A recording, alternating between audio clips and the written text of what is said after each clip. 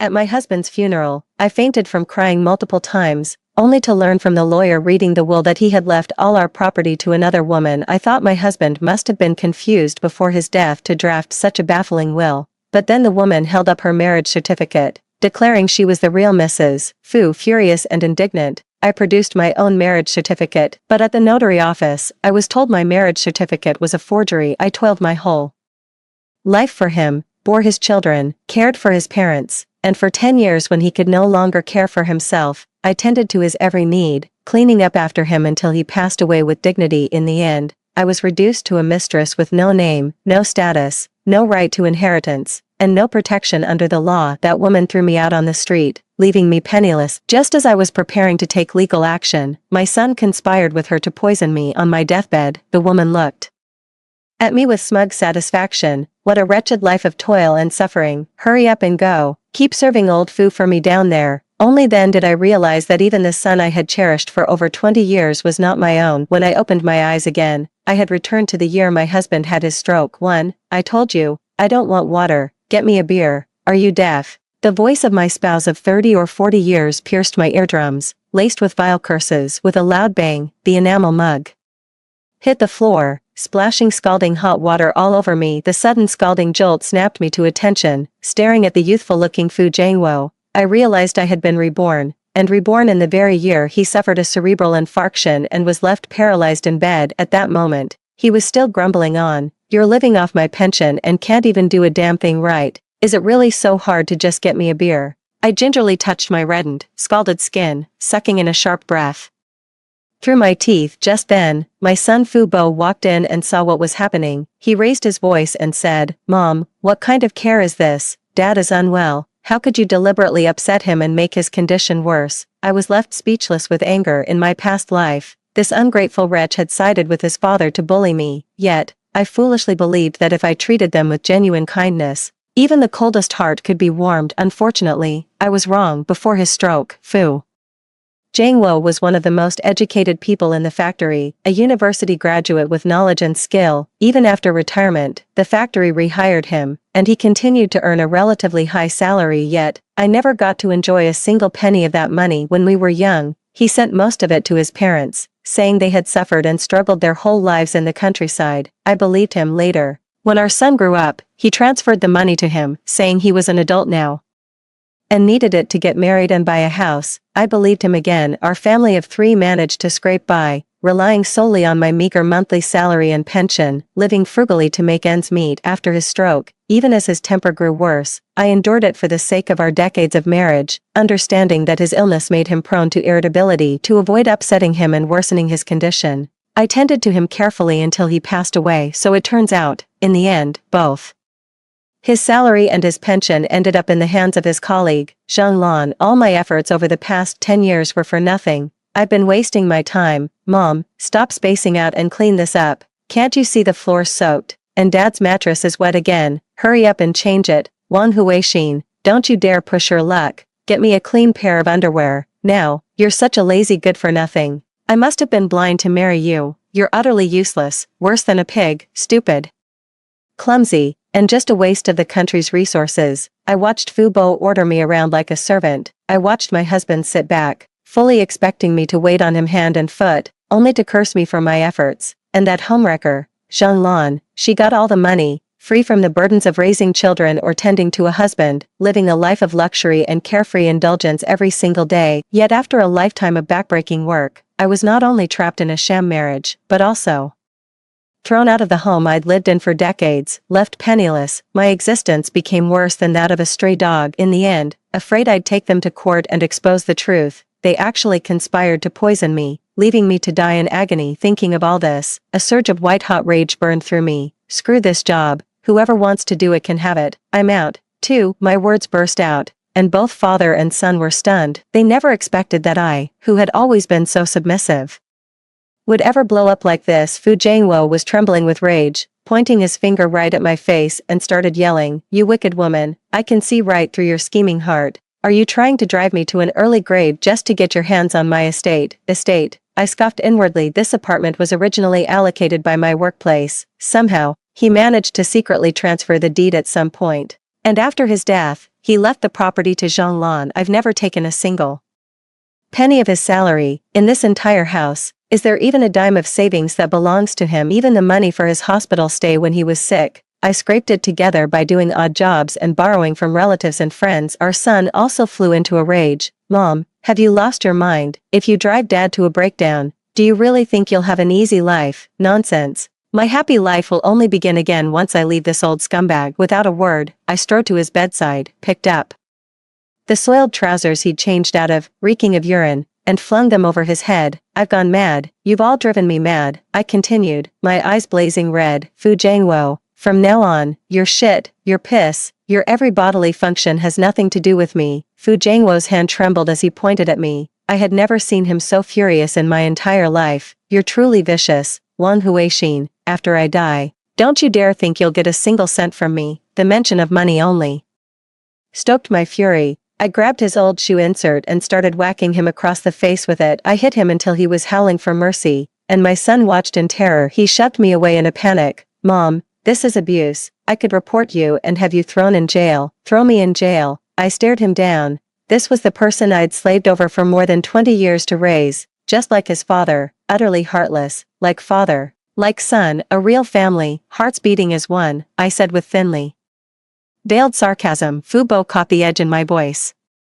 His eyes darted away, unable to meet my gaze. Mom, what are you talking about? We're family. I was just stressed and spoke out of turn earlier. Dad's counting on you for his later years. I have to work and don't have the time. Don't be mad. Finish tidying up and start dinner. I'm hungry. I'm craving your braised chicken wings. In my past life, no matter what wrong my son did, I would always soften up the moment he acted cute. But now, seeing his scheming expression and his phony performance of mother-son affection, I just feel sick. You ungrateful brat. You side with your father to bully me, and you still expect my braised chicken wings, in your dreams. With that, I turned and walked straight into my room. I took out the property deed, and seeing my name still on it, I breathed a huge sigh of relief. Then, I found a spot and hid it away in secret. Little did I know, early the next morning, a crowd was already pounding on my front door. When I opened the door, I saw that my husband's entire extended family had shown up. They rushed straight to my husband's room, and immediately launched into a torrent of accusations against me. I can't believe you'd really treat my nephew this way. I didn't quite believe it when your son called me. But you're quite the actress, aren't you?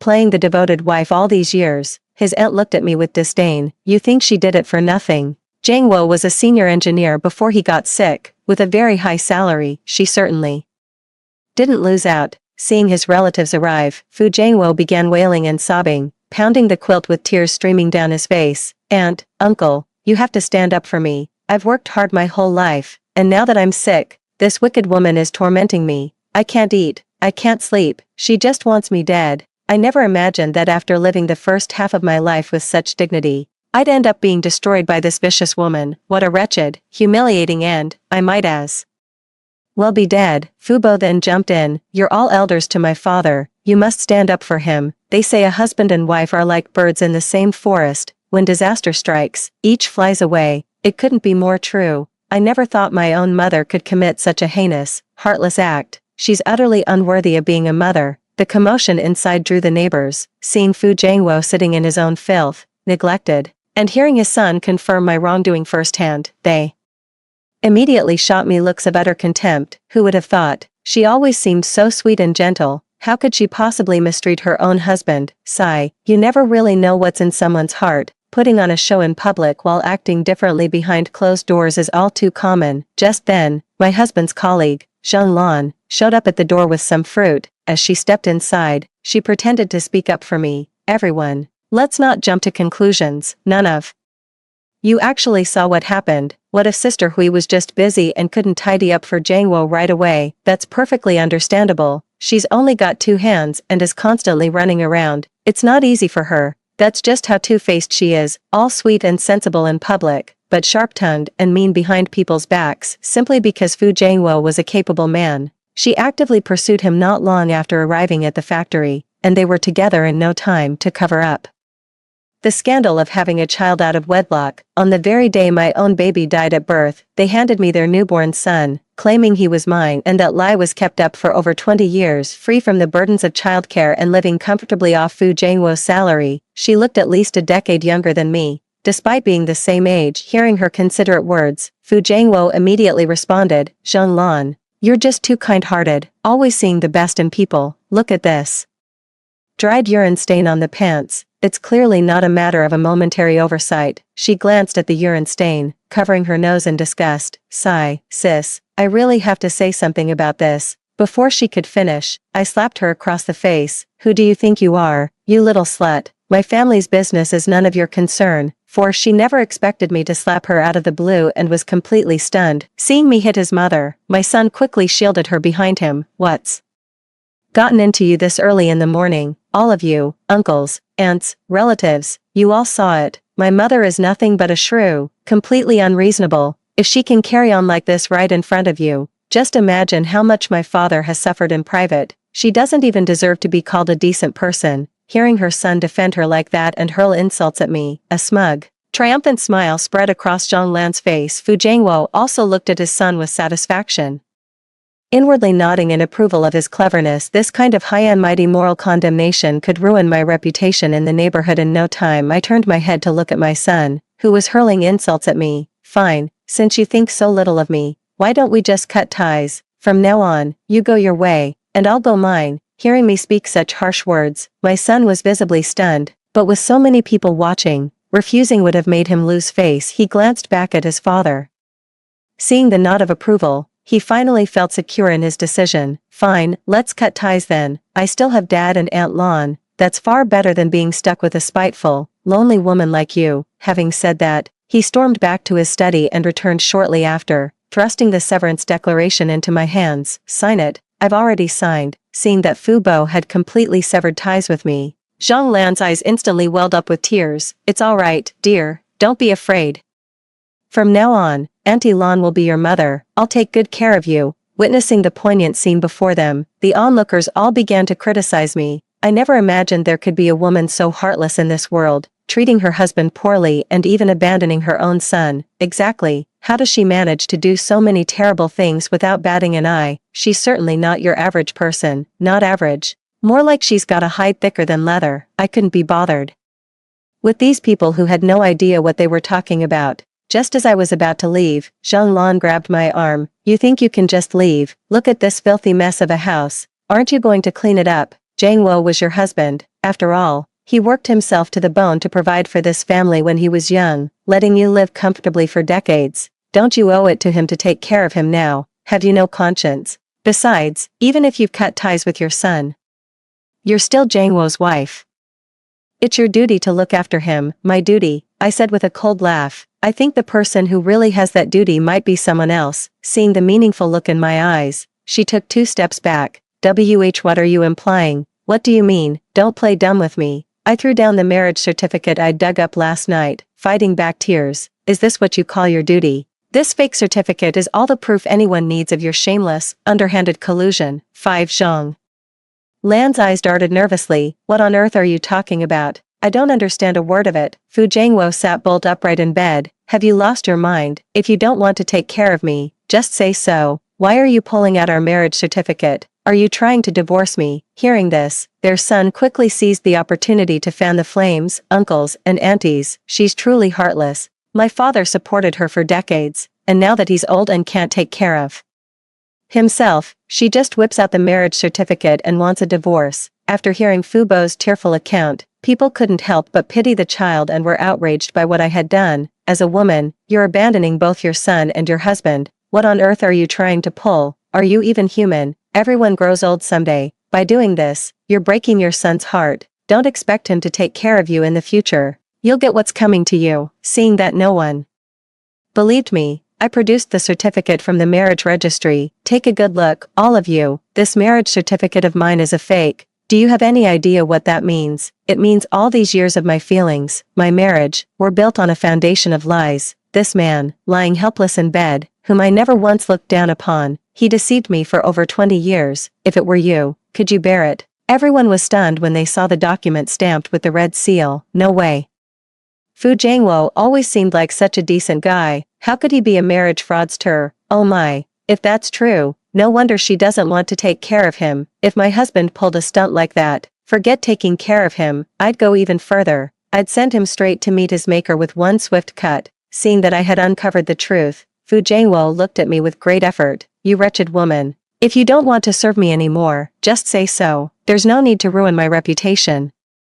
I, Fu Jianguo, have always walked the straight and narrow. I don't know anything about any fake marriage certificate. Zhang Lan had calmed down by now and, feigning concern, took my hand to mediate. Sis, I know you're just speaking in anger. How could you possibly throw away all those years of marital affection in your heart? Let it go, let it go. What happens between husband and wife in the bedroom stays in the bedroom. Once it's over, it's over. Seeing her put on such a hypocritical act, I can't just let this slide. Zhang Lan, do you really think I don't know about that little mess you got going on with Fu Jianguo? Hearing the insinuation in my words, everyone immediately perked up their ears, their faces lighting up with gossipy curiosity. Zhang Lan looked somewhat embarrassed. She let out a couple of awkward chuckles and said, "Oh, Sister Hui, since Brother Su and I work at the same factory, it's only natural we'd be in close contact. I completely understand why you might get the wrong idea, and I'll be more careful from now on. But please, don't let this come between you two.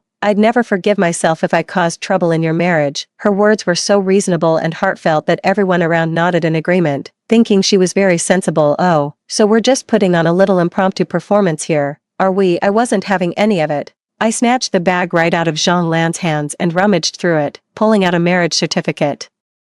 Still playing dumb with me, Zhang Lan, if I don't slap that smug look right off your face today. My name isn't Wang. 6. Seeing the marriage certificate hit the floor, Zhang Lan panicked instantly. Before she could even reach for it, the person standing closest snatched it up as if they'd struck gold. They shouted, "Look, everyone, this marriage certificate is between Fu Jianguo and her, not Wang Huixin." Oh my god. So you're saying Fu Jianguo really got married twice, once to Wang Huixin and once to Zhang Lan? That's just awful. No wonder he's bedridden. It's karma. Seeing them all speak up for me, I said gratefully, "Thank you for speaking up for me. I, Wang Huixin, married him and toiled for half a lifetime, only for him to pull this stunt. First, he held a wedding banquet with me and tricked me with a fake marriage certificate. Then he turned around and legally married Zhang Lan. That's bigamy. I'm going to sue him." Hearing that I was going to sue his father, Fu Bo got scared. Terrified that a bigamy charge would ruin his own future, he quickly grabbed my arm. Mom, let's talk this out. We're family. There's no need for lawsuits. Do you really want to give the neighbors a show? I rolled my eyes and shook off his hand. Who's your mother? We already cut ties just now. Seeing how resolutely I was drawing a line, for the sake of his own future, even if he was fuming inside, his words were still very ingratiating. Mom, whether you acknowledge me or not, I am still your son. That declaration to sever ties was truly an impulsive mistake on my part. I'm sorry. Please, just drop it. Just as he was grappling with me, Zhang Lan's eyes darted around. She then plopped down on the ground and began wailing in protest. Sister Hui, if you really hate me, come at me directly. Why go to the trouble of forging a document and slipping it into my bag when I wasn't looking? Ruining my reputation is one thing, but your husband, Fu Jianguo, is one of the top engineers in the factory. Where is he supposed to put his face after this? Hearing how, even after I'd smeared her name, she was still concerned about Fu Jianguo's reputation, some people were moved by her apparent magnanimity. Their gazes toward me once again turned critical. After listening, Fu Bo also had a sudden realization. Oh, so that's how it is. I was wondering how you knew so well that there was a marriage certificate in Aunt Lan's bag. You planted it there yourself, didn't you? My Aunt Lan is gentle and beautiful, and you're just jealous of her, right? Fu Jianguo's face flushed crimson with rage. How utterly malicious. You actually fabricated a fake certificate and slipped it into Xiao Lan's bag. What on earth were you trying to achieve? Wang Huixin, I've always believed I've treated you well, been good to our son, and taken responsibility for this family. Why must you always stir up trouble? Seeing Fu Jianguo speak up for her, Zhang Lan quickly put on her peacemaker act again. Sister Hui, Jianguo has worked hard his whole life. It's heartbreaking to see him suffer like this in his old age. As his wife, it's only right you take on a bit more. We all need to show a little compassion. As she was speaking, a foul odor suddenly began to fill the room. 7. It turned out he had soiled the bed again. Even with Fu Jianguo's thick skin, being put on the spot in front of so many people was starting to get to him. I quickly turned to Zhang Lan. What was that you just said, that anyone with a heart would feel bad, that people need compassion? Well then, why don't you clean up after him? Jean Lan hadn't expected me to make such a demand and was left flustered and speechless. Her eyes betrayed an unmistakable flicker of disgust, yet her tone remained perfectly cordial. Oh, you're already so suspicious about my relationship with Brother Fu. If I get involved now, wouldn't that just give you even more to stew about, and give the neighbors more to gossip about too? Right, you're his wife, it's only right and proper for you to handle this. I'm just an outsider, so it's better if I don't. As she spoke, she edged toward the door. The increasingly pungent smell was more than she could bear. Seeing her reluctance, I quickly turned my gaze to my son. Didn't you say I was heartless and unwilling to take care of your father? Since you're so filial, why don't you do it? Hurry up and carry him to the bathroom to get cleaned up. Fubo hadn't expected my criticism to be redirected at him so quickly, though he was utterly unwilling. With so many people present, he couldn't refuse. Fighting back the urge to gag, he carried his father on his back into the bathroom. The moment I stepped into the bathroom, I caught the venomous glare Fu Jiangwo shot my way. He hated me for making him lose face in front of everyone, for stripping him of all dignity before the woman he loved most, but I couldn't have cared less. A little over 10 minutes later, his son carried a clean Fu Jiangwo back to his bed. Fu Jiangwo glared at me with a chilling intensity. If you're so unwilling to live with me, fine by me. I still have my son, after all. Upon hearing his father's words, Fu Bo sprang to his feet. I have to work. When would I have time to take care of you? Besides, I'm your only child. If I don't have a future, we'll both be left with nothing. Seeing the situation turn sour and fearing Fu Jiangwo would try to pin the blame on her,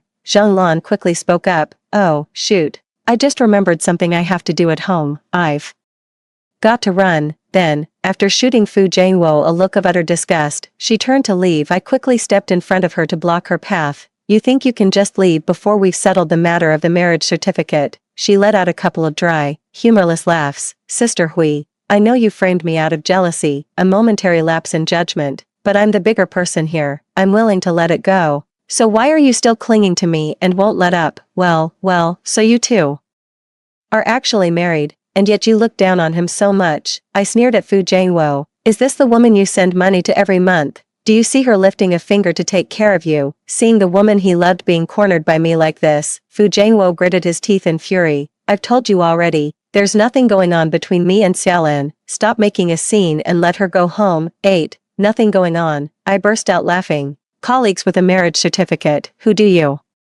think you're kidding? I showed everyone the bank transfer records. Now, who can still claim their relationship is completely innocent? If you call that innocent, then I suppose Ximen Qing and Pan Jinlian were innocent too. Everyone was shocked to see the fixed monthly transfer amounts. Realizing Fu Jiangwo's treatment of Zhang Lan was anything but ordinary, who would believe there wasn't something fishy going on between the two of them? Under the weight of everyone's scornful gazes, Zhang Lan began to stammer. This is, staring at the irrefutable evidence. She racked her brains but couldn't come up with a single excuse. Everyone could see what was going on. Alright, Zhang Lan, drop the act. At your age, everyone knows what this means. Exactly, you can't have your cake and eat it too. I always wondered how you could afford new clothes and shoes every other day on a factory salary. Turns out it's all from Engineer Fu's paycheck, TSK, and you have the nerve to submit party membership applications for 3 years running. Give me a break. A homewrecker like you isn't fit for it. Driven to a corner by the insults, Zhang Lan finally dropped the pretense and went all out. She was hopping with rage, shrieking, so what? He's willing to spend money on me, which proves I've got what it takes. Wang Huixin can't even keep her own husband in check.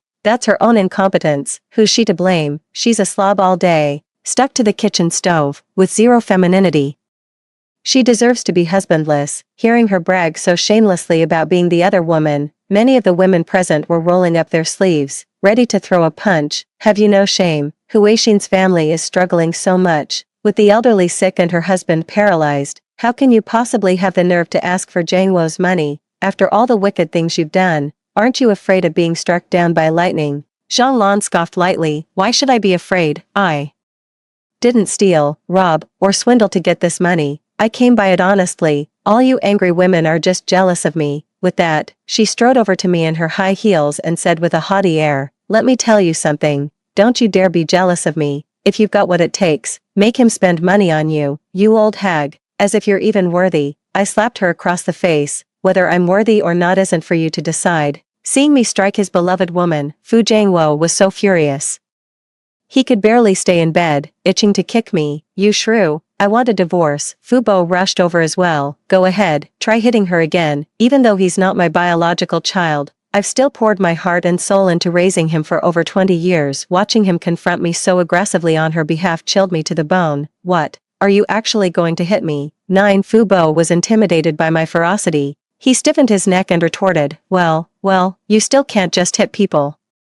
For no reason. She wrecked my home, seduced my husband, and stole money from my family. What? She doesn't deserve to be hit. I shot back. You're defending her so fiercely. What? Are you her son or something? Upon hearing this, Zhang Lan's face instantly changed. I'm warning you, Wang Huixin, you can eat whatever you want, but you can't just say whatever you want. First, you spread rumors about me marrying your husband, and now you're insinuating he's my son. A person's patience has its limits. Fu Bo also argued defensively.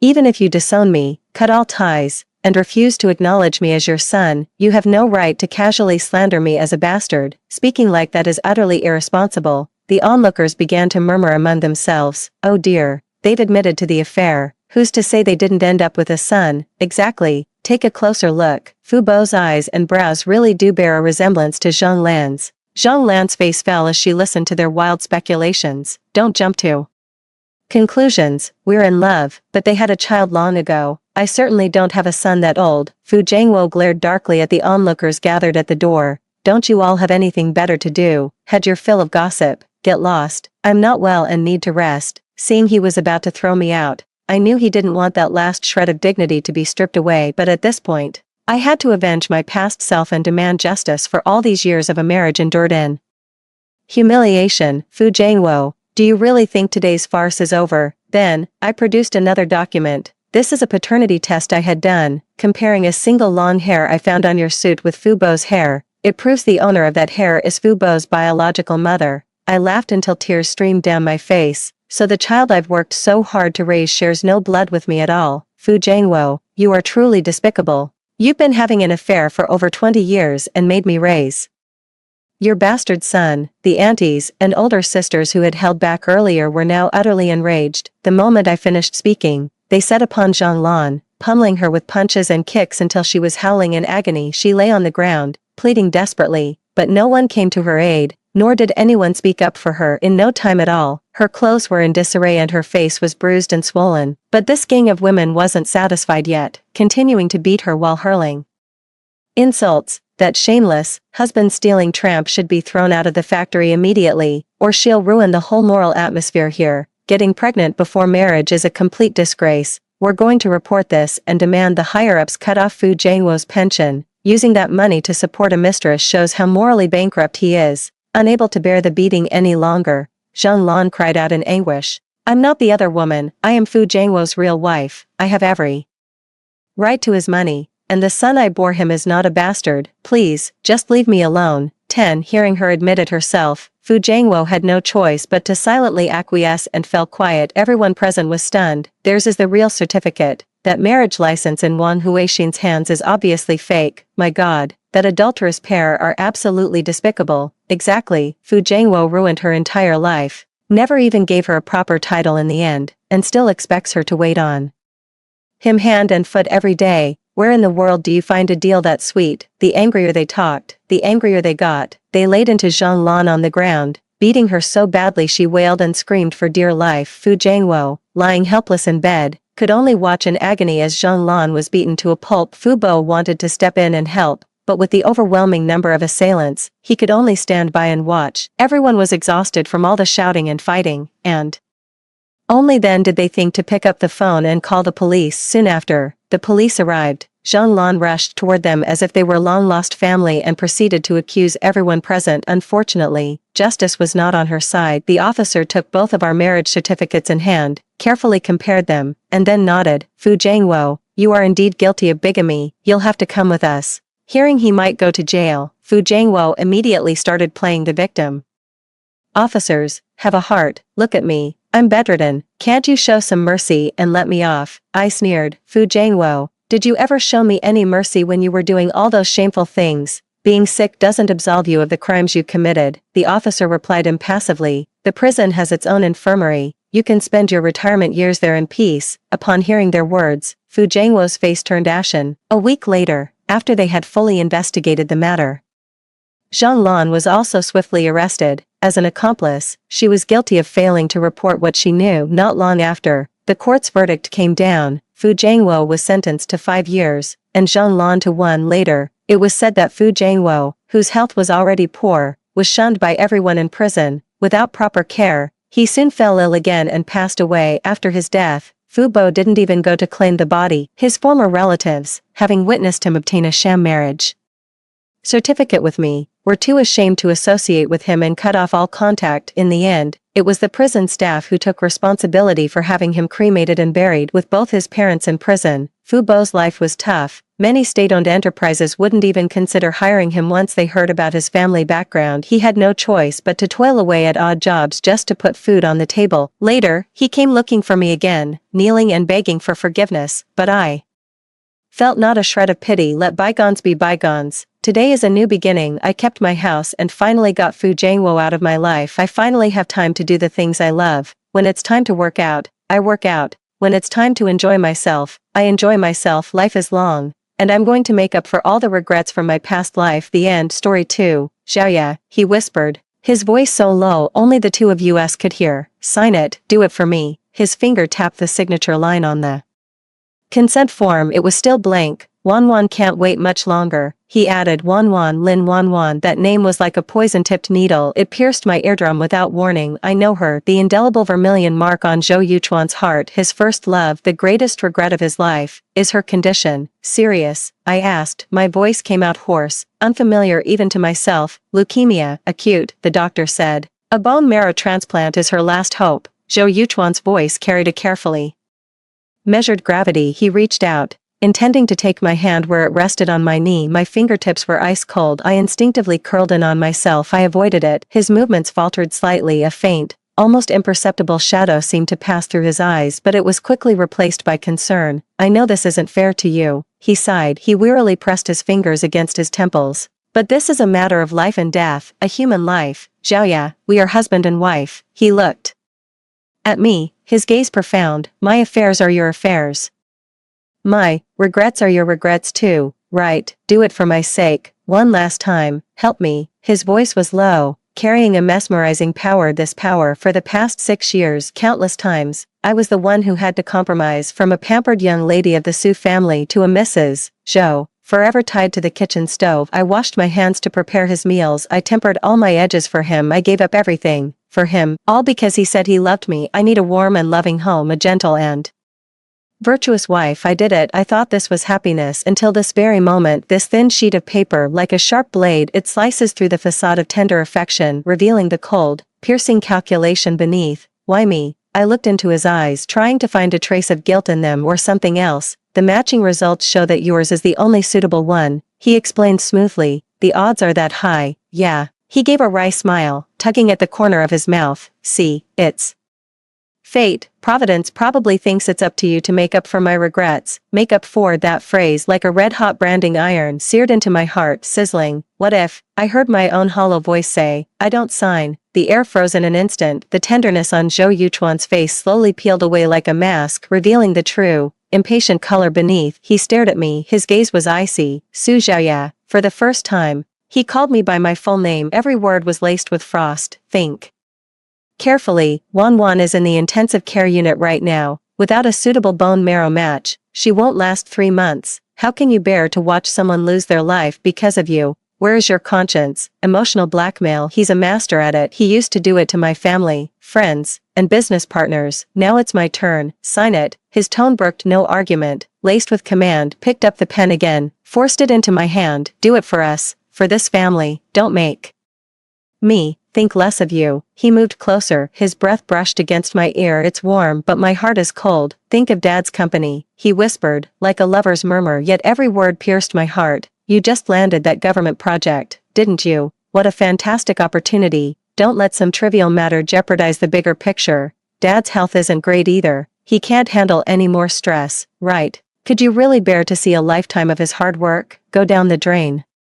Because of a moment of your recklessness, a blatant threat, using my father, using his life's work, using the entire Sioux family to force me into submission. So that's how it is. My once tender and considerate husband had long since turned into a venomous serpent coiled beside me, poised to strike a fatal blow at any moment, all to save the one who held the moonlight in his heart. I held the pen. The metal barrel of the pen dug painfully into my palm, the clamor of voices all around, the sound of cart wheels scraping across the floor, the footsteps of the nurse, they all gradually faded into the distance. Nothing remained in the world but this sheet of paper, the blank signature line on the paper. Zhou Yuchuan's gaze, like two grappling hooks, was locked firmly on me, waiting for me to put pen to paper, waiting for me to yield. My throat tightened, my stomach churned, a wave of nausea washed over me. I need to use the restroom. I shot to my feet, the movement was too abrupt. He bumped into the trash can beside him. It landed with a loud clatter. Zhou Yuchuan frowned. "Are you alright?" he asked, his tone feigning concern. I didn't have time to answer. I practically stumbled into the nearby women's restroom. I locked the door behind me, shutting out the world outside, shutting out his disgusting gaze. The icy cold faucet turned on, the sound of rushing water. I cupped my hands,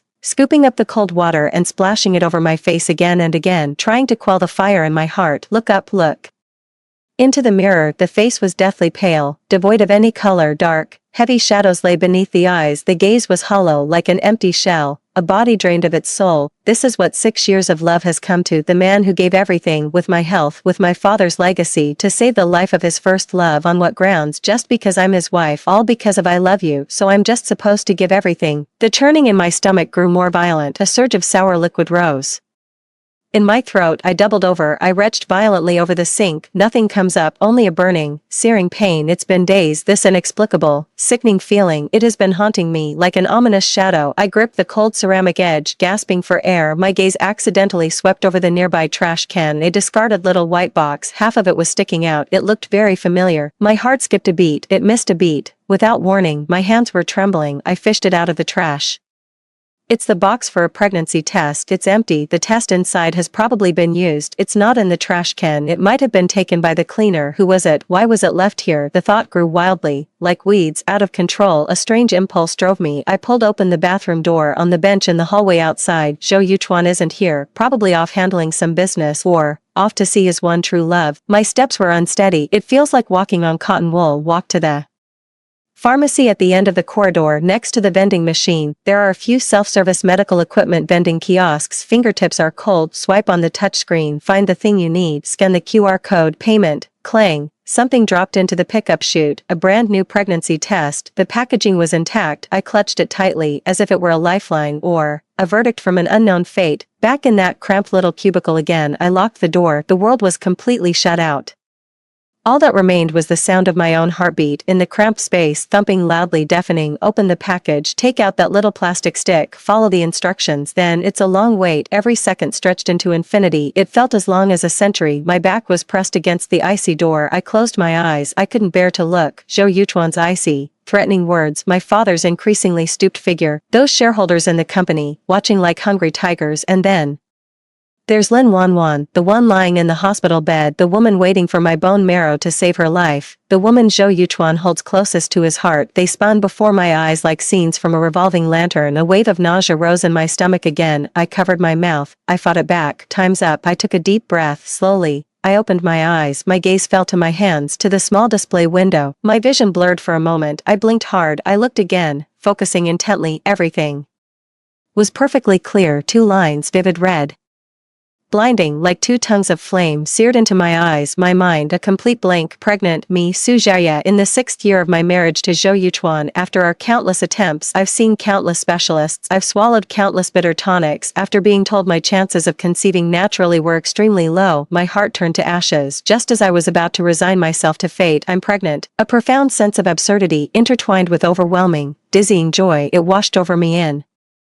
an instant. The blood rushed to my head, my hands and feet went numb. I covered my mouth, afraid I might scream out loud. Tears welled up without warning, scalding hot. They trailed down my icy cheeks, dripping onto the back of my hand, smashing against the cold floor tiles. I crouched down, huddled in the corner. My shoulders are trembling uncontrollably. How long has it been? I've been waiting for this moment. How long did you wait? From holding on to hope, to facing repeated disappointments, and finally, to Utter despair. I thought I would never have a child of my own, so Zhou Yuchuan suggested adoption. I hesitated, but I still refused. I just felt, not my own flesh and blood, there's a hole in my heart, and now, is this some kind of cruel joke? At this very moment, when I was driven into a corner to sacrifice my own health to save another, just as I saw the monstrous face beneath my husband's mask of hypocrisy. Give me a child, my hand out of control. She gently placed a hand on her flat stomach, right here. A tiny life was growing inside, mine and Zhou Yuchuan's child. No, it's my child, and mine alone. Zhou Yuchuan. The name felt like a bucket of ice water dumped right over my head. It instantly doused every last flame of elation, leaving only a bone-chilling cold. He forced me to donate bone marrow. At that very moment, right at this instant, he forced me to sign that consent form, donating bone marrow. What does it mean for a pregnant woman? A significant risk, the possibility of miscarriage.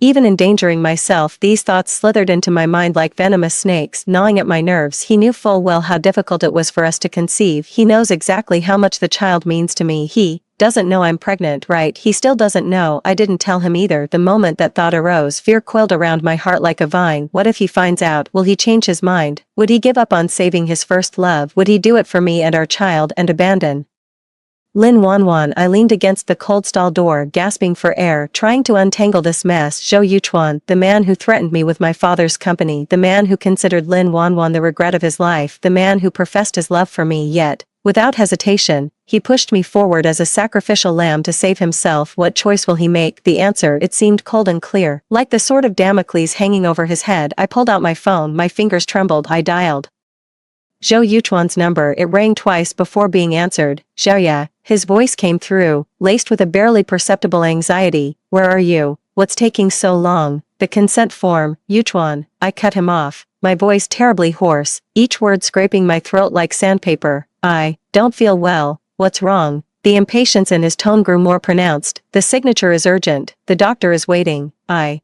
took a deep breath, digging my nails deep into my palm, using the pain to force myself to stay somewhat lucid. I might not be able to go through with the donation. On the other end of the line there was a deathly silence, a few seconds, yet it felt as long as a century. Then I heard the sound of his suppressed rage, low, cold, like a serpent's tongue. Su Xiaoya, say that again. I'm not feeling well, I repeated, my voice trembling in a way I hadn't even noticed. It's serious. I can't right now. Can't. He let out a cold, mocking laugh even through the phone receiver. That laugh sent a chill down my spine. What's wrong with you? I think the problem is in your head. Listen to me, Su Xiaoya, you will sign this today, whether you want to or not. Don't try any funny business with me. Wanwan can't wait any longer. Get out here and sign this right now, immediately, or else what? I retorted, my voice strangely calm like the sea before a storm. Dead silence, brewing with the power to destroy everything. Otherwise, he said, enunciating each word with chilling clarity, the syllables driving into my eardrums like ice picks. Your father's project will run into trouble tomorrow. Do you believe me? Another threat, always a threat, using the Su family, exploiting my weakness, forcing my hand for another woman. That spot in my chest went completely cold. The last faint, pathetic shred of hope flickered out. Zhou Yuchuan, I called his name softly, with a calm I'd never known before. I'm in the women's restroom, the second stall by the window. Come here, I need to talk to you, it's important. There was a silence on the other end of the line for a few seconds. They seemed taken aback by my sudden calm. What trick are you trying to pull now? He said, his tone still icy. I don't have time for your games. It's about the child, I said. My voice was barely a whisper, yet it fell like a stone into a deep pool. On the other end of the line, a sudden silence. Even his breath seemed to stop. What did you say? His voice cracked, no longer a cold command but an unbelievable shock, or even a hint of barely perceptible panic. Come here, I repeated, then hung up the phone. Without a moment's hesitation, she took the pregnancy test showing 2 red lines along with its packaging, and flushed it all down the toilet. Pressed the flush button. Whoosh, the water instantly swept them away, gone without a trace. Without a trace. I straightened my clothes, opened the stall door, walked to the sink. The person in the mirror. The face was still pale, but the eyes had changed. It was no longer a hollow despair but an icy, hardened resolve, like a blade about to be drawn from its sheath. The bathroom door was flung open. With tremendous force, the door slammed into the wall. A loud bang echoed. Zhou Yuchuan burst into the room. His usual composure and gentle demeanor vanished completely. All that remained was shock and a trace of a fluster he himself likely hadn't noticed. His eyes swept urgently across the entire bathroom.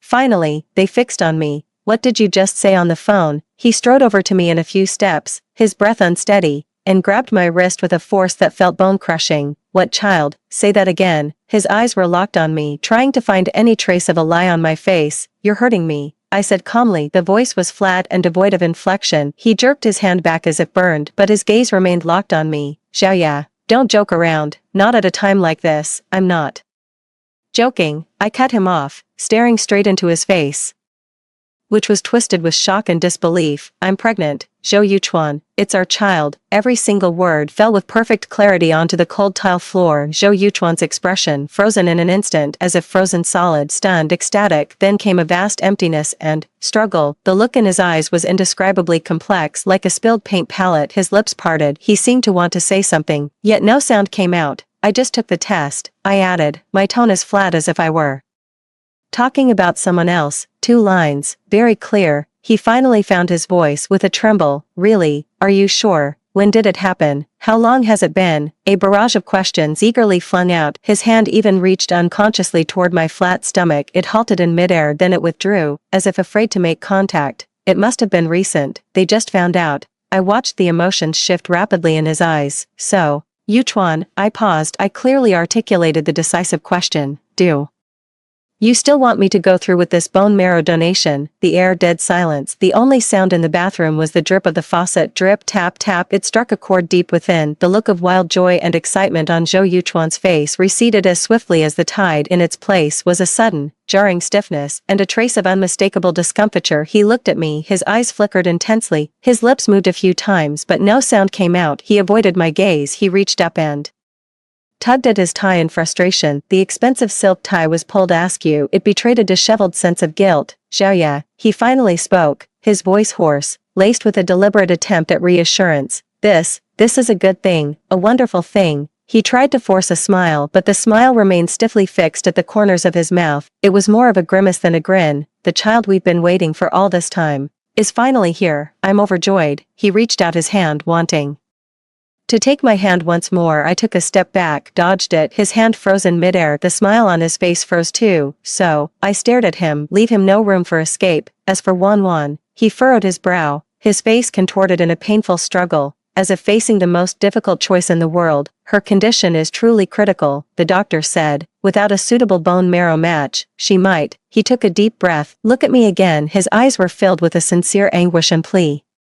Xiaoya, I know this isn't fair to you, and it's not fair to the child either, but this is a matter of life and death, a living, breathing human life. Wanwan, she's like a real sister to me. I can't just stand by and watch her. A real sister. I softly repeated those 3 words. There was a hint of barely perceptible mockery in the tone. Zhou Yuchuan's expression stiffened slightly. Yuchuan, I softened my voice, with a fragile, probing quality. This is our child, the child we've waited 6 years for. The risks of a bone marrow donation, you know them better than I do. What if, I stopped at just the right moment, leave enough room for his imagination, a pregnant woman to undergo a bone marrow aspiration and collection, potential complications, the risk of miscarriage, these are common knowledge. He couldn't possibly not know. Zhou Yuchuan's Adam's apple bobbed violently, the struggle in his eyes deepened. He paced anxiously in place for a few steps. The expensive leather shoes trod on the damp floor tiles. A dull thud echoed. Risks, of course there are risks. He spoke rapidly, as if trying to convince himself, but the doctor said the technology is very advanced now, the risks can be minimized, and, he came to an abrupt halt. It was like clutching at a lifeline. His eyes lit up, and it's just donating hematopoietic stem cells, not bone marrow.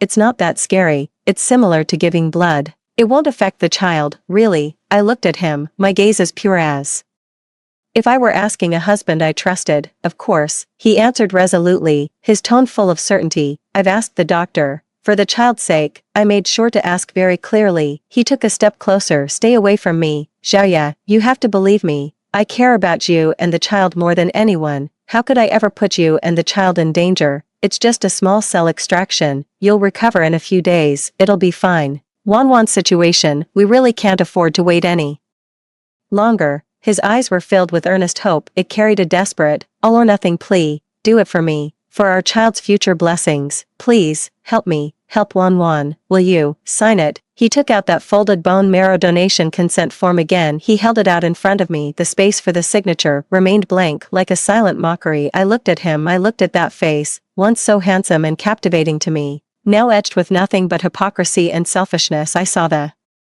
undisguised calculation in his eyes, that meticulously calculated optimal choice to exchange a risk I and my child could control for Lin Wanwan's life. It was worth it, in his heart, totally worth it. The last faint ember snuffed out completely. That spot in my chest, nothing but cold ashes remained. I reached out my hand. I did not take the paper. I gently placed my hand on my lower abdomen. It was still flat. There was nothing unusual yet. I felt as if I could sense it, a faint yet tenacious heartbeat resonating with me. Okay, I said, a voice as light as a feather, yet it carried the weight of 1,000 June. It landed squarely on Zhou Yuchuan's heart. His eyes instantly blazed with a light of wild joy. Xiaoya, you agreed, that's wonderful. I knew you would, but, I cut him off. My voice was low, yet it clearly cut through his agitation. I have one condition. The joy on Zhou Yuchuan's face froze for a moment. What condition? He asked, with a hint of wariness that was quickly overtaken by the urgency to resolve the matter. Tell me, whatever it is, I'll do it. I want to see Lin Wanwan, I said, looking him straight in the eye,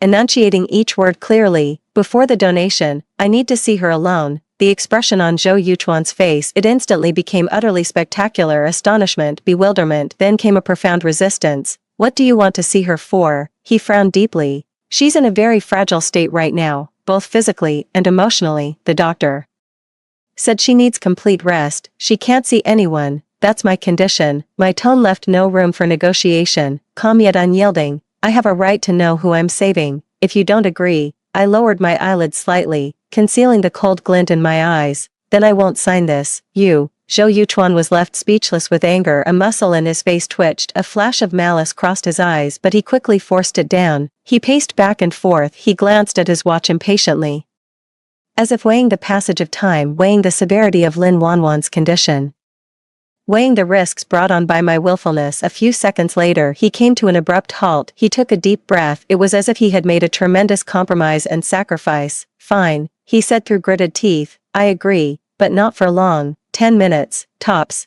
and watch what you say. Don't upset her. She can't handle any stress right now. His tone was filled with it. It was brimming with tender care for Lin Wanwan. I nodded. Lead the way. Zhou Yuchuan gave me a long, deep look. His expression was inscrutable. Finally, he turned away. He led me out of the icy restroom. We walked down a long corridor, heavy with the smell of disinfectant. We were heading toward the intensive care unit. The further in we went, the air grew heavier. Zhou Yuchuan's steps quickened, clearly worried about the person inside. He stopped before a frosted glass door marked intensive care unit. On the bench by the entrance, a woman sat there, dressed in a beige Chanel suit, well maintained, with a gentle and graceful demeanor, yet a profound sorrow and weariness clouded his brow. He saw Zhou Yuchuan. She immediately stood up. Yuchuan, you're here, she said softly, her voice choked with emotion. Wanwan just now. Her gaze settled on me. She paused for a moment, then she offered a polite yet distant smile. And this is, Mom. Zhou Yuchuan's tone instantly softened, even carrying a hint of reverence. This is Xiaoya, my wife, Lin Wanwan's mother. Qin Wan, I've heard of her, a gentle and serene lady from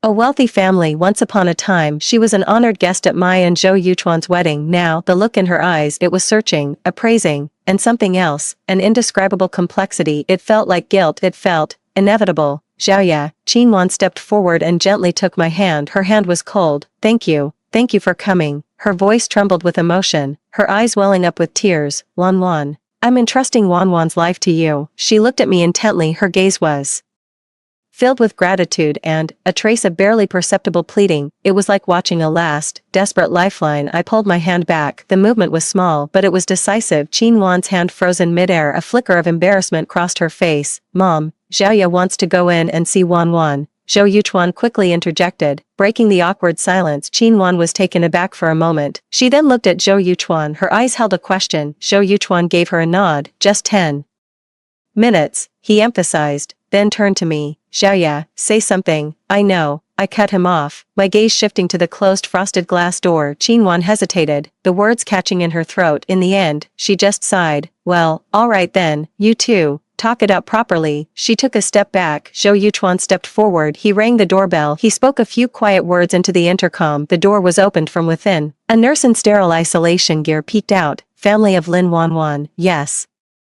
Zhou Yuchuan said quickly, my wife would like to see her. Just for 10 minutes. The nurse glanced at me, there was a hint of pity in his eyes. And something else, something hard to define. Come in, be quiet, the patient needs to rest. I changed into the sterile gown the nurse handed me. I put on the mask and cap, following behind the nurse, stepping into that world filled with the beeping of machines, the heavy scent of antiseptic, various tubes, and wires connected to the frail figure on the hospital bed. Lin Wanwan. She woke up, propped up in the hospital bed. Her face was as pale as a sheet, her lips were almost devoid of color, yet the delicate contours of her fine features were still discernible, fragile, a sight that stirred pity in anyone who saw her. She saw me come in her large eyes, which had been somewhat lifeless, a profoundly complex light instantly flashed, surprise, fearful, nervous, and a trace of, barely perceptible hostility. She instinctively glanced behind me. She seemed to be looking for Zhou Yuchuan. Miss Lin, I said as I approached the bedside, my voice muffled by the mask. The nurse glanced at us. She quietly retreated to a piece of equipment farther away, but he hadn't left. The hospital room was very quiet, only the steady, rhythmic beeping of the monitors filled the air. Mrs. Zhou, Lin Wanwan spoke, her voice weak and breathy. Thank you for coming to see me. Her gaze settled on my lower abdomen even through the loose, sterile gown, yet that look held a piercing intensity. It gave me a sudden feeling of unease. Yuchuan, she seemed to want to explain, but didn't know how to begin, her eyes darting away. He told me about you. Thank you so much for being willing to save me. I didn't come here to listen to your thanks, I said calmly. My gaze swept over her hand, which lay outside the blanket, slender. A delicate platinum chain adorned her wrist. The pendant was a small, exquisite letter Z, the initial of Chuan and Zhou Yuchuan's name. His personal mark. Once upon a time I've received a similar custom gift before, only it wasn't long after we got married. I stopped wearing it a long time ago. Lin Wanwan noticed my gaze. Instinctively, I tried to pull my hand back under the covers. The movement tugged at the foreline beside her. It caused a slight tremor. She grew flustered. Mrs. Zhou, Lin Wanwan, I cut her off, my gaze shifting from her wrist back to her pale face. What is your relationship with Zhou Yuchuan? Blunt, sharp like a scalpel, it struck a nerve, hitting her where it hurt most. Without warning, Lin Wanwan's face instantly drained of its last trace of color. It became paler than the white wall behind her. Her eyes widened in terror. Look at me. Her lips trembled. We're friends, she stammered incoherently, her gaze darting nervously toward the door as if seeking refuge. Good friends, like brother and sister. I repeated softly. My gaze fell on the conspicuous C etched on her wrist. A silent accusation. Lin Wanwan abruptly withdrew her hand under the covers. Her fingers clutched the corner of the quilt, white-knuckled. Her knuckles were clenched so tight they turned white. Why yes, she whispered, her voice a faint, tearful thread. Mrs. Zhou, please don't misunderstand. I leaned forward slightly. The distance closed. I could clearly see the fine beads of cold sweat breaking out on her forehead, and the unmistakable terror in her eyes. Lin Wanwan, I whispered, my voice dropping even lower so only the two of us could hear. Ice cold, devoid of any warmth. That bracelet on your wrist, Zhou Yuchuan gave it to you, didn't he? Does he often keep you company at that apartment in Stellar Bay? Is that photo of the two of you still in the safe in his study? You too. With every word I spoke, Lin Wanwan's body trembled violently. Breathing became rapid. The heart rate number on the monitor began to spike. A beep beep beep alarm sounded. She let out a sharp, startled gasp as if an invisible hand had seized her by the throat. She stared at me with a look of sheer terror, as if looking at a monstrous creature. The nurse rushed over immediately. What's wrong? The patient mustn't get agitated. She shot me a stern look and quickly checked the monitors. Miss Lin, relax. Take deep breaths. Lin Wanwan gasped for air. Her chest heaved violently. Tears welled up and overflowed. She pointed toward the door. Her voice broke. Go. Let her go. Get out. The look in her eyes as she stared at me, it was full of fear and a hint of malice. The nurse immediately turned to face me. Her tone was firm. You there, family member. The patient is agitated. I need you to leave the room immediately. I straightened up. I took one last look at the figure on the bed, curled into a ball and trembling. Mission accomplished. Take care, Miss Lin, I said calmly. I turned. Without a backward glance, I walked out of that oppressive, deceit-filled hospital room. The door closed behind me. It shut out the chaos inside. Zhou Yuchuan and Qin Wan immediately crowded around. Well, what did you say to her? Zhou Yuchuan's face was ashen as he grabbed my arm with considerable force. How could she suddenly become like this? Qin Wan also looked at me anxiously. There was reproach in his eyes. I just asked a few questions, I said calmly, shaking off his hand. What questions? Zhou Yuchuan's gaze was sharp. I asked what her relationship with you was, I said, meeting his gaze frankly. I asked for some details. Zhou Yuchuan's face instantly darkened with rage, a vein throbbing at his temple. Su Xiaoya, have you lost your mind? I told you, she can't handle any stress. Why would you ask her those things? I just wanted to be sure, I said, meeting his furious gaze head on, to be sure exactly what kind of friend I'm about to sacrifice my own health, and possibly even my child, to save. I deliberately emphasized the word friend. Zhou Yuchuan's expression froze instantly, a flash of profound guilt flickered in his eyes.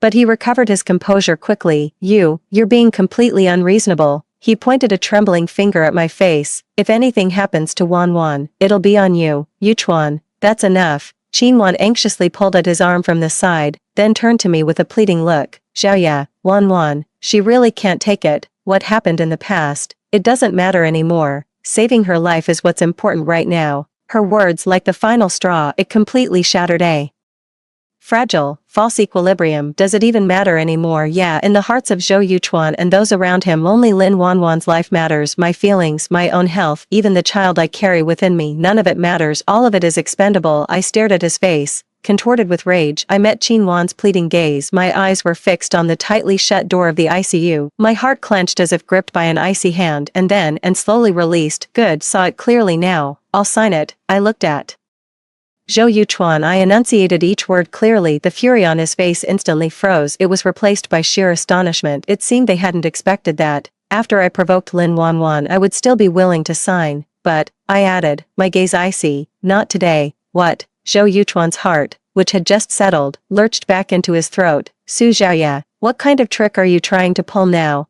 Wanwan can't wait any longer. I need time, I said calmly, to prepare for the bone marrow donation, to get my body in the right condition, to make sure everything goes perfectly. After all, I added meaningfully, casting a glance down at my abdomen, it's not just me anymore. Zhou Yuchuan was left speechless, his eyes darted away. How long will that take? He pressed, his voice urgent. A month. I gave a time frame, a month. Zhou Yuchuan's voice shot up, sharp as a cat whose tail has been stepped on. No, absolutely not. The doctor said Wanwan's condition can only hold on for at most, that's my final offer. I cut him off, my gaze unwavering. Zhou Yuchuan, you either wait a month, or, I stared at him coldly, find someone else. The air grew tense once more. Zhou Yuchuan's eyes were locked on me, his gaze was fierce enough to devour me whole. Qinwan stood nearby, she looked at her furious son, then he looked at my indifferent face again. She was so anxious that tears began to fall. Yuchuan, Xiaoya has a point.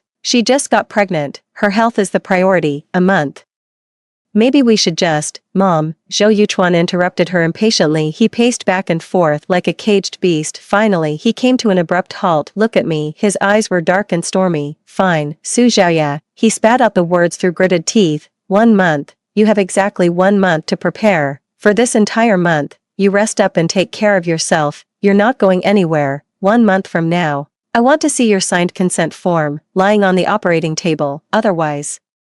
He didn't say another word, but the threat in his eyes was clearer than any words. I nodded. All right, and one more thing, he added, his tone firm. For this entire month, you must stay at home. I'll arrange for someone to look after you. Look after me. I gave a wry smile. It's surveillance, isn't it? Afraid I'll run away, afraid I'll change my mind, afraid his beloved would lose her life-saving bone marrow. Fine, I said. I didn't look at them again. I turned away alone towards the door at the far end of the hospital. Bathed in cold sunlight, their gazes, their anger, their pleas left it all behind. Zhou Yuchuan moved quickly, or rather, he was very attentive in his supervision of me. That very evening, a strange middle-aged woman appeared, luggage in hand. She was standing at my front door. Good evening, ma'am, Mr. Zhou sent me to look after you. The woman, whose surname was Wu, offered a practiced smile, though her eyes held a scrutinizing gaze. You can call me Sister Wu. She was like a shadow. She slipped into my life without a sound, cooking, cleaning, even. I stepped out onto the balcony for some air. I could feel her following, keeping a careful distance. Her gaze seemed to linger on me, faint yet palpable. My phone, it often loses a huge chunk of battery right after being charged. For no apparent reason. I know he's watching my every move, afraid I'd contact the outside world, afraid I'd cause trouble or complicate things. Zhou Yuchuan himself started coming back much more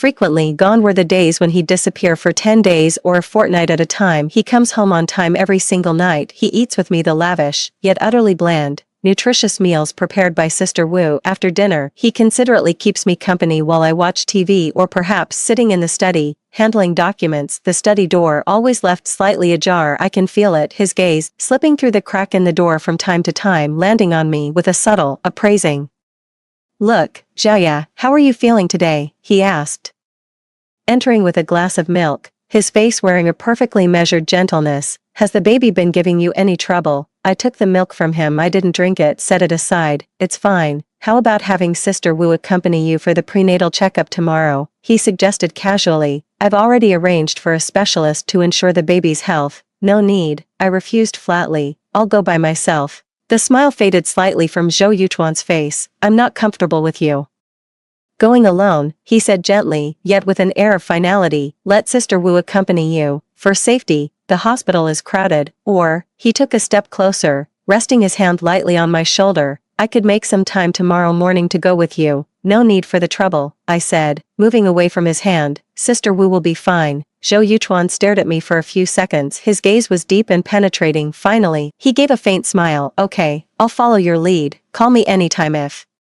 you need anything. He turned and left. He closed the study door behind him, shutting out his inquisitive gaze. I sat on the sofa. My hand rested gently on my lower abdomen. I felt the warmth there. Still flat, this child, it is my only weakness. It is also my current greatest bargaining chip and, most importantly, it is central to my plan, a crucial piece of the puzzle. Zhou Yuchuan's surveillance was tight, but he was, after all, only human. There were bound to be oversights. For instance, the supposedly impenetrable safe in his study. The combination was his usual set of numbers I know all too well. On one of those evenings when he came home late from business entertainment, slightly tipsy, after being helped into the bedroom by Sister Wu and falling into a deep sleep, I was wearing soft slippers. I stepped silently into the study. Moonlight filtered through the blinds, casting dappled shadows on the floor. The safe stood right beside the desk. It stood there quietly like a silent, hulking beast. I walked up to it, crouched down, reach out a hand, fingertips glide lightly over the cold metal keypad. Zhou Yuchuan's password habit. It always comes back to those few numbers. His birthday, my birthday, and then, the date that was deliberately forgotten, the day Lin Wanwan left. It was also the eternal regret in his heart. I tried enter a set of numbers. Beep, a faint buzz, error prompt. The warning light on the safe flickered. My heart skipped a beat and then another, but I didn't stop. I took a deep breath.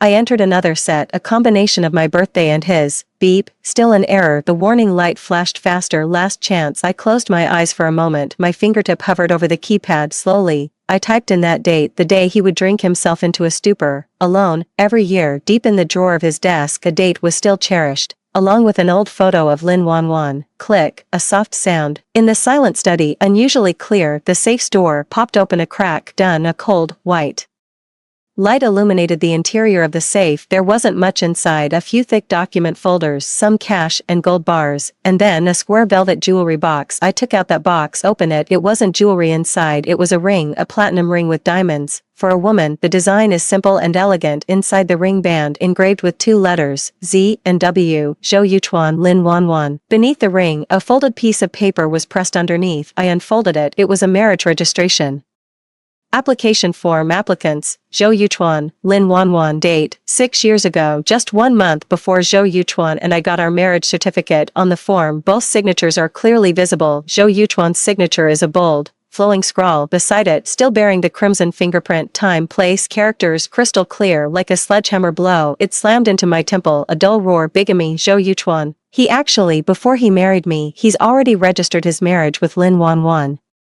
Then what does my marriage to him count for? A complete and utter sham. For what purpose? For the Su family's money, for his Zhou family's precarious business. No wonder they've been married for 6 years. He never once mentioned taking me to meet any of his so-called old classmates. No wonder he always uses being busy with work as an excuse. He's absent from every occasion that requires a couple's joint presence. No wonder he acts that way towards my family. There was always a deliberate sense of distance and formality. So that's how it is. He was already someone else's husband, and as for me, Su Xiaoya, so I was the one who came later. I was the one he deceived for 6 whole years. He bled me dry and then cast me aside, and in the end, he'd push me out there to sacrifice my health and my child. What a fool, rushing off to save his lawful wife. A metallic, coppery taste flooded my throat. I forced myself to swallow it down. His knuckles were white with the strain. He was on the verge of crumpling the thin sheet of paper. Rage, it spread like a wildfire. It washed over me in an instant. It burned away the last, pitiful remnants of feeling. I carefully folded the registration form and placed it back where it belonged. The ring was returned to the jewelry box. The safe was closed. All traces were erased. Returned to the living room. Sitting in the darkness, moonlight filters through the window, casting long shadows on the floor. Cold, it left me utterly clear-headed. Zhou Yuchuan, since you want to play, then let's see who played dirtier. In the days that followed, I became the most docile pregnant woman under Sister Wu's meticulous care. Focus on taking it easy and resting. Zhou Yuchuan was quite pleased with my cooperation. The gloom on his face lifted considerably. The way he looked at me, there was even the occasional flicker of genuine anticipation. For this child who arrived so unexpectedly, he was probably genuinely happy. After all, it was his own flesh and blood. It was just that this joy, compared to his deep affection for Lin Wanwan, seemed so utterly insignificant. He's still going on business trips. I know he's going to see Lin Wanwan to console his legitimate wife who is hanging by a thread. I seized every prenatal checkup as an opportunity inside the hospital restroom, staying out of Sister Wu's line of sight, dialing an encrypted number on the other end of the line. It was my father's most trusted, long-serving subordinate, the pillar of the Su Group's legal department, Attorney Chen. Uncle Chen. My voice was hushed, barely audible through the poorly soundproofed door. I need you to look into a few things for me. First, check the marriage registration records for Zhou Yuchuan and Lin Wanwan from 6 years ago. The location is the Civil Affairs Bureau in City B. Second, find out who holds the property rights for apartment 2801, Building C, in Starlight Bay. Also, pull the utility and property fee payment records for the last 6 years. I need to know who's been paying them. Third, investigate the large transactions from Zhou Yuchuan's personal accounts over the last 3 years. Focus on transfers to private accounts, especially those where the recipient's name contains Wan or Lin. Fourth, obtain Lin Wanwan's medical records. Focus on the last 6 months. Check if there are any other unusual entries besides the leukemia diagnosis. Gather all the evidence. Keep it confidential. Send it directly to the encrypted email address I gave you. Also, I paused before adding, schedule an appointment for me with a leading obstetrician. Schedule it for the day before the bone marrow donation. This must be handled with absolute discretion. Miss, Attorney Chen's voice came through the line, tinged with shock and a note of gravity. Are you sure about this? The implications, Uncle Chen. I cut him off, my tone calm yet carrying an undeniable force. Do as I say. The Su family will not be toyed with like this. There was a silence on the other end of the line for a few seconds. I understand. Lawyer Chen's voice grew solemn. Leave it to me. You, take care of yourself. Thank you. I hung up the phone. I leaned against the cold tile wall, listening to the faint footsteps of Sister Wu outside. It was like walking on a knife's edge, yet the heart was more resolute than ever. The days passed. One by one. On the surface, all was calm. In secret, turbulent waves. Uncle Chen is very efficient. Encrypted emails arrived one after another. The words were cold, like a series of sharp scalpels. They laid bare the colossal lie Zhou Yuchuan had meticulously woven for 6 years. B City Civil Affairs Bureau marriage registration record of Zhou Yuchuan and Lin Wanwan clear and indisputable. The date is irrefutable proof. Unit 2801, Building C, Starry Bay. The property rights were registered under the name of a shell company called Lin Wan. The legal representative of the company, she is Lin Wanwan's mother, Qin Wan. Utility and property fee payment records for the past 6 years. The payer column, the name listed was none other than Zhou Yuchuan's personal assistant, Xiao Zhang. Zhou Yuchuan's personal account, a fixed monthly transfer of 200,000 yuan, deposited into one of Lin Wanwan's overseas accounts, purpose unknown. The final email, it's about Lin Wanwan's medical records. Aside from the recent leukemia diagnosis, there's another entry. It's particularly glaring. 3 months ago, she was at another high-end private hospital in the city. She underwent a surgical abortion procedure. Time exactly 1 month before she was diagnosed with leukemia. My finger hovered over the laptop's touchpad. It didn't move for a long time. An abortion 3 months ago, which means in the 6th year of my marriage to Zhou Yuchuan, just when I had almost given up hope, believing I could never conceive. His lawful wife, Lin Wanwan, was carrying his child only to have it terminated. Why? Because Lin Wanwan is sick. No, the timing doesn't add up. The miscarriage came first. The diagnosis came later. So then, did Zhou Yuchuan make her get rid of it because of the Su family? Because the usefulness of this marriage between him and me hasn't been fully exploited yet, so Lin Wanwan's child can't be born without a proper name or status. So when Lin Wanwan was diagnosed with leukemia, that's why he's gone so mad, so recklessly. At any cost, he'd even force a latecomer like me to donate marrow, all to save his one and only true love. The thought, it carried the foul stench of blood. It turned my stomach. I rushed to the bathroom. He retched over the toilet. Nothing came up. Only a burning, searing pain remained. Zhou Yuchuan, you have such a cruel heart, cruel to Lin Wanwan, cruel to me, and even crueler to your own child. The baby in my womb seemed to sense my emotions. It gave a gentle stir, like a small comfort. I leaned against the cold bathroom counter, gasping for air. The person in the mirror, a face as pale as paper, but the eyes, yet it was like ice tempered in fire. Zhou Yuchuan, the score between us, it's time for a final reckoning. The agreed upon 1-month deadline, it had finally arrived. Zhou Yuchuan returned home a day early. His face wore an expression of relief before a great task's completion, and a hint of barely concealed urgency. Is everything ready? He set down his briefcase and looked at me. I'll take you to the hospital at 9 tomorrow morning. Everything's been arranged with the doctor. I nodded, taking small sips of the bird's nest soup Sister Wu had just finished stewing. I've looked into the donation process thoroughly. He sat down on the sofa beside me, as if to reassure me. It's just drawing some blood to separate the hematopoietic stem cells. It'll only take a few hours. It shouldn't be too painful. He paused. His gaze fell upon my lower abdomen. As for the baby, his tone was unusually gentle, deliberately soothing. I've consulted the most authoritative experts. The risk is truly minimal, almost negligible. Xiaoya, he reached out, intending to cover the back of my hand, holding the bowl of bird's nest soup, tilted slightly to the side, dodged it. His finger froze midair. A flicker of displeasure crossed his eyes, but it was quickly concealed. Don't worry, I'll be right here with you. He withdrew his hand. Tomorrow, once the papers are signed, it'll all be over quickly. And Wanwan, she can have her surgery as soon as possible, he said. A flicker of concern for Lin Wanwan showed in his eyes. That concern, it was painfully sincere. All right. I set down the bowl of bird's nest soup and stood up.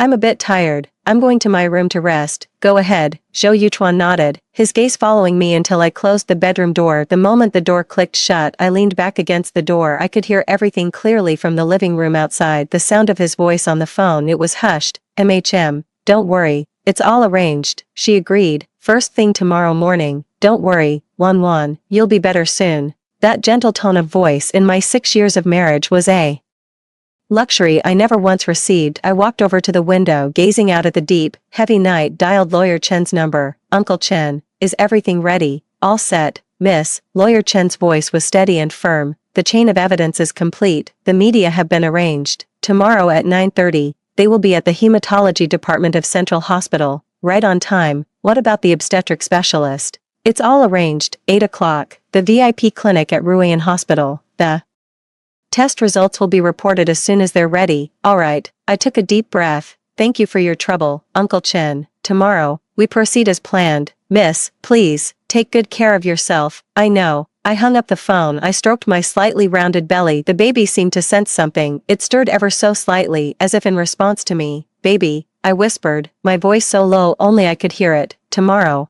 Mama will take you to see a show that will reveal the truth. I didn't sleep a wink all night.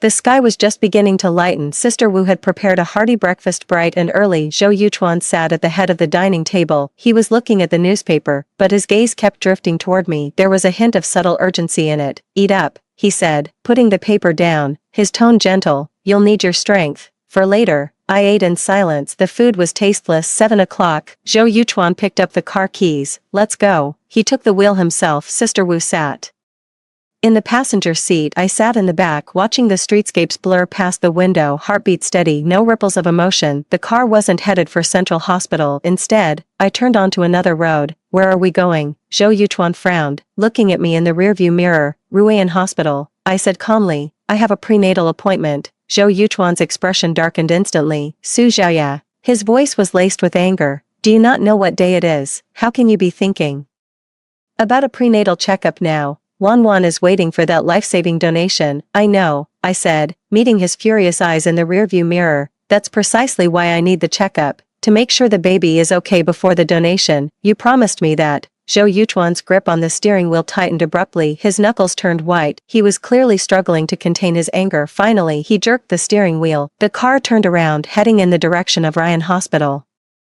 "Hurry up," he said, his tone icy. "Don't waste any time." The VIP consultation room at Ryan Hospital, the gray-haired obstetrics authority, Professor Zhang, personally received them. A thorough examination. The ultrasound probe glided across the belly. On the screen, the tiny embryo was beginning to take human form. The heartbeat was strong. Zhou Yuchuan stood nearby. He was looking at the screen. His expression was somewhat complicated, but more than that, it was restlessness. He kept glancing at his watch. "Doctor, what's the news?" he couldn't help but ask. Professor Zhang studied the report carefully. His expression was grave. "The fetus is developing well at the moment," he said, putting down the report and looking at me. "But Ms. Su, your physical condition is not ideal." Zhou Yuchuan's brow was deeply furrowed. "What do you mean?" "The patient has mild anemia and low blood pressure," Professor Zhang said, adjusting his glasses. "And on top of what you mentioned earlier, she's scheduled for a hematopoietic stem cell donation today." He looked at me. I nodded. "Well," Professor Zhang's brow furrowed even deeper. "Mr. Su, as a doctor, I must warn you, while hematopoietic stem cell donation is relatively safe, the risk factor increases significantly for a pregnant woman. Potential complications include hypotension, dizziness, and in severe cases,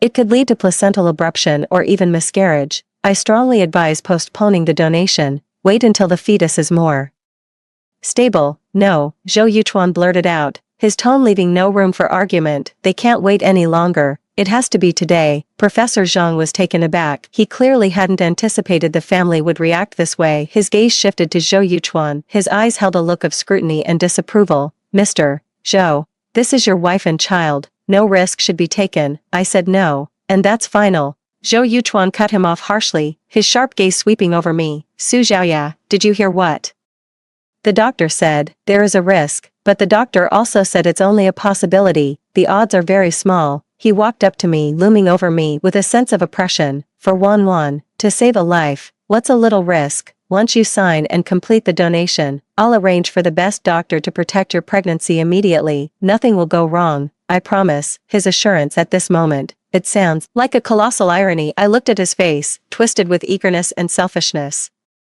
into something almost monstrous. He rose slowly to his feet. "Professor Zhang, could you please prepare a detailed prenatal checkup report and a risk assessment?" I said calmly. "Of course." Professor Zhang nodded immediately, gave me a sympathetic glance, and began typing rapidly on the computer. The report was printed out shortly after. It's written in black and white. All the metrics were clearly stated, along with the conclusion that pregnant women face higher risks when donating hematopoietic stem cells, and it is strongly recommended to postpone the procedure. I took the report, folded it neatly, put it in the bag I carry with me. "Now," I said, looking at Zhou Yuchuan's ashen face, "we can go." Central Hospital, Hematology Department. The atmosphere was heavy. In the corridor, Zhou Yuchuan's parents, Lin Wanwan's mother Qin Wan, and several important relatives of the Zhou family had all arrived. "They see us." All eyes turned toward us with anticipation, with scrutiny. Zhou Yuchuan's father, Zhou Zhenghua, a stern-faced middle-aged man, he stepped forward to greet us. "Yuchuan, Zhaoya." His gaze settled on me, carrying a hint of patriarchal authority. "Is everything ready?" Zhou Yuchuan nodded, giving me a meaningful look. "Dad, Mom, Auntie, Zhaoya is all ready. We'll go sign now." Qin Wan immediately stepped forward. Her eyes were rimmed with red. She grasped my hand tightly. "Zhaoya, thank you. Thank you for saving Wanwan's life. Auntie is going to kneel to you." She made as if to kneel down. Zhou Yuchuan swiftly caught and steadied her. "Auntie, please don't. This is what Zhaoya should do." Zhou Yuchuan said firmly. "Just doing my job." I sneered inwardly. I withdrew my hand from Qin Wan's grasp. "Where is the signing room?" I asked. "This way." Zhou Yuchuan immediately led me to a nearby room. Inside the room, a doctor and a nurse were already waiting. On the table, there lay the familiar bone marrow donation consent form and a pen. "Please have a seat, Ms. Su," the doctor said, gesturing for me to sit down as he prepared to explain the procedure and the risks. Zhou Yuchuan stood by my side. His gaze burned into the paper, the urgency in his eyes. It was almost palpable. "Zhaoya, sign it," he urged in a low voice. I picked up the pen. The nib hovered over the signature line. It did not descend. All eyes were upon me. The air seemed to freeze. "Zhou Yuchuan." I put down my pen. I looked up. My gaze fell upon him. The sound echoed clearly in the quiet room. "Before you Sign, in front of the doctors and nurses, in front of all these elders, I want to ask you one last question. Zhou Yuchuan's brow furrowed deeply, his face showed undisguised irritation. Su Zhaoya, what are you trying to do now? Can't any questions wait until after you've signed? Just one question, I insisted. His gaze was calm and unreadable. You answer me, then I'll sign. Zhou Yuchuan took a deep breath, suppressing his anger. Fine. Ask away. I looked at him word for word. He asked. Clearly, Lin Wanwan, is she your wife? Boom, this sentence, like a bomb dropped into deep water, it instantly ignited the entire room. Dead silence, absolute silence. The expressions on everyone's faces froze solid. Shock, unbelievable. The irritation and impatience on Zhou Yuchuan's face vanished in an instant, replaced by something else, a sudden, shocking horror, and the pallor of being publicly flayed. His pupils contracted sharply. He stared at me as if he'd seen a ghost. His lips trembled. He wanted to say something, but no sound came out.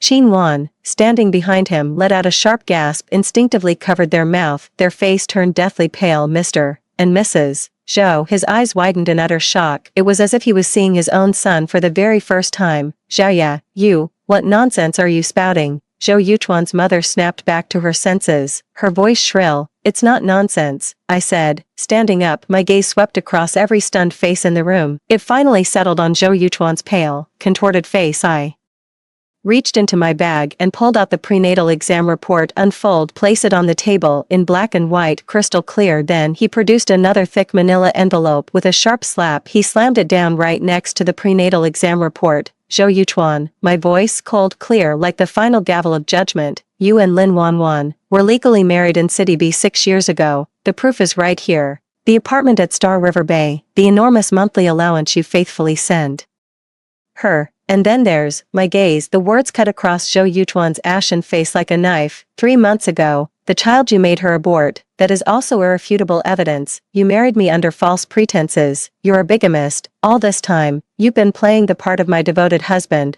all while draining the Su family's resources. And on the side, you've been supporting your legal wife, Lin Wanwan. Now, you're still forcing me, the other woman, to sacrifice myself and my child to save your lawful wife. Zhou Yuchuan, have you no conscience? Was it eaten by a dog? Every single word was like it carried the force of thunder, crashed down violently in the silent room. It hit Zhou Yuchuan right in the face. It struck at the hearts of everyone in the Zhou and Lin families. No, that's not true. Zhou Yuchuan staggered back a step, his face drained of color as he looked around in panic. She's lying. She's insane, slandering me. He wanted to snatch that file folder. I swatted it away. Slander, I sneered. Pulling out my phone, I quickly tapped open an audio file. I cranked the volume to maximum. Zhou Yuchuan's voice, it came through clearly. Wanwan, we should terminate the pregnancy. Why, Yuchuan, this is our child, Lin Wanwan's voice, choked with tears, the Su family, we can't afford any complications right now. This child, it's illegitimate.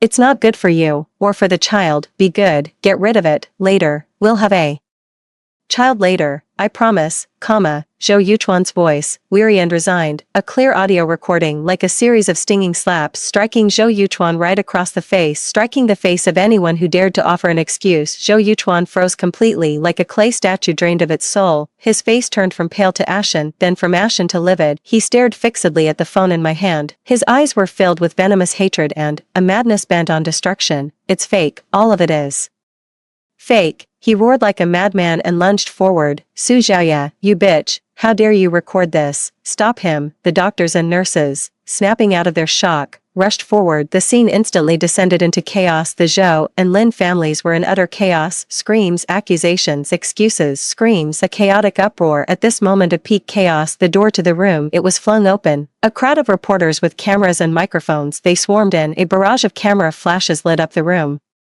It captured the expression on every face in the room in an instant, frozen in a moment of shock, panic, and terror. Mr. Zhou, is it true, as Ms. Su alleges, that you are guilty of bigamy? Did you coerce your current wife, Ms. Su, into donating bone marrow to save the life of your legal wife, Ms. Lin Wanwan? How do you view your actions from 3 months ago, when you demanded that Ms. Lin have an abortion? Mr. Zhou, please answer. A sharp question, it hammered down upon the ashen-faced Zhou Yuchuan like a torrential downpour. He covered his face under the protection of his bodyguards. He made a frantic and undignified attempt to break through the ring of reporters. There was no way he could get through. In the chaos, I shielded my abdomen under the cover of the people Lawyer Chen had arranged in advance. I quietly slipped away from the eye of the storm, standing in the shadows of the corridor, watching the farce I had personally orchestrated unfold inside. Zhou Yuchuan's furious roar, Qin Wan's wailing cries, the sheer panic of Mr. and Mrs. Zhou, the reporter's sharp, relentless questioning. It was like a scene from a bizarre silent film. It has nothing to do with me. I took out my phone. I logged into the encrypted email account named Truth. I opened the documents that Lawyer Chen had gathered and organized. It was a scanned copy of the marriage registration for Zhou Yuchuan and Lin Wanwan, property deed and payment records for the Galaxy Bay apartment, bank transfer records of the large sum from Zhou Yuchuan to Lin Wanwan's surgical record for the induced abortion, and just now, the heart-stopping recording from the signing room. Compile it into a long post. The title is simple and direct. Public report. My husband Zhou Yuchuan committed bigamy and marriage fraud, then coerced me into donating bone marrow for his legal wife. At the end of the post, I have attached a photo of myself holding my ID card. Su Xiaoya, clear and correct. Click send. Target the largest local lifestyle forum and all the media tip-off email addresses I had lined up. The confirmation tone sounded. I turned off my phone, turn around, head for the emergency exit, leaving behind all the noise, chaos, and ugliness, shut out completely. 3 months later, late autumn, the top floor office of the Su Group. Beyond the vast floor-to-ceiling window, the sky is high and the clouds are pale. Sunlight bathes half the city. I stand by the window, my hand rests gently on my noticeably rounded belly. The baby is being very good. Occasionally, it gives me a playful little kick. It feels like it's saying hello to me. Miss. Attorney Chen knocked and entered, holding a few documents with a relieved smile on his face. It's all taken care of. He placed the documents on my expansive desk. The court's divorce decree has been issued. Due to the fact of bigamy, your marriage to Zhou Yuchuan is void from the beginning. He has no right to claim any of your premarital assets. The evidence for bigamy is ironclad. Zhou Yuchuan has been formally charged. The case is still under trial, but him going to prison is a foregone conclusion. As for Lin Wanwan, Lawyer Chen paused, his tone tinged with complexity. The bone marrow transplant ultimately couldn't be performed. After the Zhou family's scandal broke, everyone scattered like rats from a sinking ship. No one looked after her anymore. A month ago, she passed away from her illness. I nodded in silence. As for this ending, it was no surprise. Only in my heart a faint, indescribable feeling flickered through me. The Zhou family's company, Lawyer Chen continued, has filed for bankruptcy liquidation due to Zhou Yuchuan's scandal and their cash flow problems. Our Su family took the opportunity to acquire several of their core businesses at a low price, and the integration is proceeding smoothly. Furthermore, he said with a hint of a relieved smile, there's good news from the hospital. The old master's health is recovering well. The doctor says he can be discharged after a bit more observation. Understood. I turned around and took a seat behind the expansive desk. Sunlight fell upon the smooth, solid wood of the desk, warm and bright. Uncle Chen, thank you for your hard work. It's my duty. Lawyer Chen looked at me, his eyes filled with relief and a trace of barely perceptible concern. Young miss, are you all right? I smiled. My gaze fell on a photograph in a frame on the corner of the desk. It was from my childhood. My father was holding me in the garden of the Su family's old house. The sun is shining brightly. The smile is warm. I'm fine, I said softly. Her hand rested on her abdomen once more. She felt the gentle rhythm of new life within. I've never felt better. The office door gave a soft knock. The secretary peeked her head in. Ms. Su, your scheduled prenatal appointment is due. All right, I said. Getting to my feet, I picked up the cashmere shawl draped over the back of the chair, wrapped myself up. Lawyer Chen quickly stepped forward. Shall I see you out? No need. I shook my head, a gentle yet resolute smile appearing on my face. I'll go by myself. Stepping out of the Su Group headquarters building, the autumn sunlight fell upon me. It was warm and soothing. It dispelled the slight chill of late autumn. The street was a constant stream of traffic. Pedestrians hurried along. I cradled my lower abdomen. I walked slowly along the sidewalk, feeling the warmth of the sun, feeling the gentle breeze against my cheek, feeling the little life inside me, the hopeful flutter of life. My phone vibrated. I took it out. It was a text from an unknown number. Su Xiaoya, you're ruthless. You've destroyed me. And you've destroyed Wanwan. I'll be waiting for you in hell. It was Zhou Yuchuan. Through the iron bars of the detention center, a message of impotent rage. I finished reading it with a blank expression. A simple tap, delete, block, like brushing away a speck of dust. Look up. The sun is just right. The sky, so blue. I took a deep breath. I stepped forward. I walked toward the car parked by the roadside. I walked toward what was mine, brand new, the future. End of text.